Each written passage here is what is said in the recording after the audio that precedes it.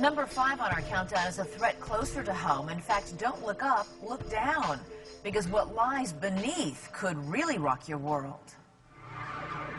There's no doubt, and many people have said this before, but we exist on this planet purely by nature's consent. If nature decides she's had enough, we're out. Many of the threats we face come from above. However, only one comes from beneath. What we think of as solid ground, the Earth's crust, is only 25 miles deep, and beneath that is a pressurized ocean of molten rock looking for a way out. Occasionally, it finds one. Case in point, Pompeii, on the Bay of Naples in the shadow of Mount Vesuvius. What Vesuvius tells us and what Pompeii tells us is that the worst thing that you could conceive from an active volcano will ultimately happen. August 24th, 79 AD. It started with earthquakes. Hours later, there was a massive explosion. We use the word erupt in our everyday language to describe something that happens suddenly and unexpectedly. Vesuvius erupted into their lives. An entire city frozen at the moment of destruction. The people who died buried in ash, a testament to the frightening power of the blast.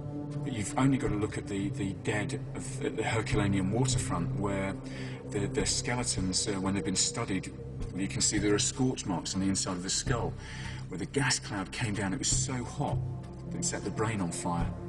And the gases then had to break out from the skull to be released. That's the power, locally, of something like that. And that's tiny compared to the most modest supervolcanic eruption.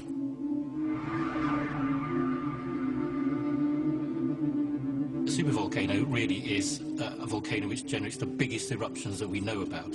Now, that means something big enough, for example, to cover the entire UK or the entire state of Connecticut, I suppose, in a vast amount of debris, sort of 10 meters deep.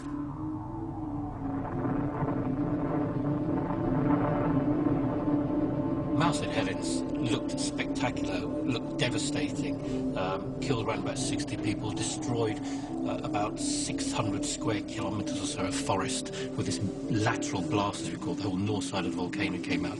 So it looked like a huge eruption. A super eruption is at least 1,000 times bigger than that. Unlike regular volcanoes, supervolcanoes are massive canyons called calderas, making them so big they're hard to find. Although scientists estimate there could be as many as 40 scattered around the globe, they don't know for sure. What they can tell us, if one erupts, it has the power to push humanity to the brink of extinction.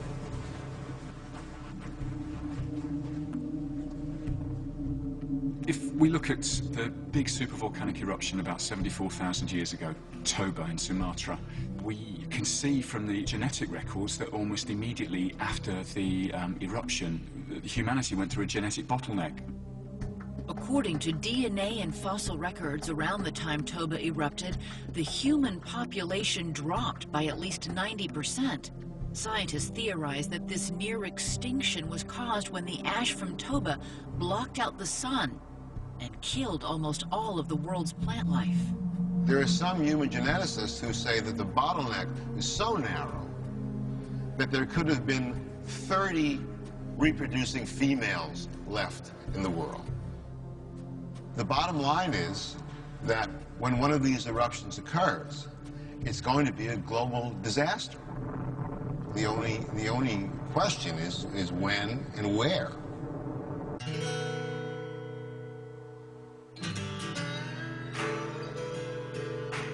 Rapid City, South Dakota, a peaceful town on the edge of the Great Plains.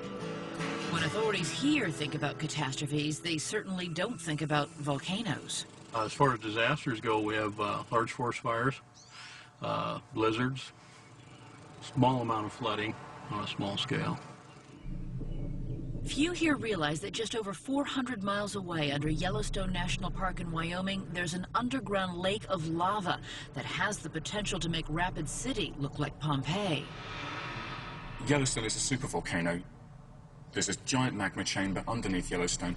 It's erupted in the past, and an eruption, we think, of Yellowstone is overdue. There's no reason why Yellowstone shouldn't experience another super eruption in my lifetime. Absolutely not. The chances in any one year are very, very small, but there is no reason why that can't happen.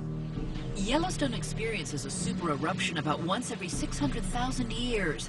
The last one was over 630,000 years ago, and when it went off, the prairie that today is Rapid City was buried under 8 feet of ash. A volcano that can carry that much ash and put 4, 6, 8 feet even of ash down upon us. I mean, that's an event of I guess what you'd call biblical proportions, and I don't know how you would prepare for something like that.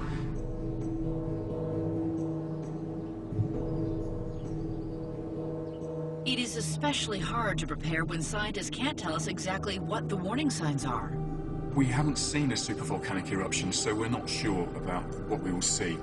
But one of the things that we would expect would be increased earthquake activity, an increase in the small geyser eruptions that you get in Yellowstone. The increased seismic activity under Yellowstone would be caused by the massive lake of superheated liquid rock called magma, forcing its way toward the surface.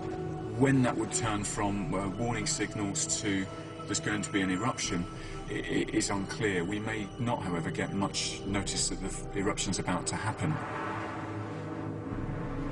The Bible does say that, in the last days there'd be an increase of earthquakes in many places. It sounds a little trite, but the Bible says when you see these things happen, look up, for your redemption draws nigh. We might only get a few minutes' notice that a series of eruptions were about to begin. If you can imagine the chamber, so these fingers of magma are going to reach the surface, and when they reach the surface, the eruption begins. One can imagine that rather than there being one spot around Yellowstone, you may get half a dozen of these, or a dozen or more, erupting around the caldera. And as these erupt, they're emptying the magma chamber, and as the magma chamber gets empty, the roof of it becomes vulnerable. There's nothing holding it up anymore, and then that collapses into the magma chamber, and then the magma chamber is open to the outside wall. So all of a sudden, all this pressure's released, and that's when the whole thing injects itself into the stratosphere. That's when it really goes.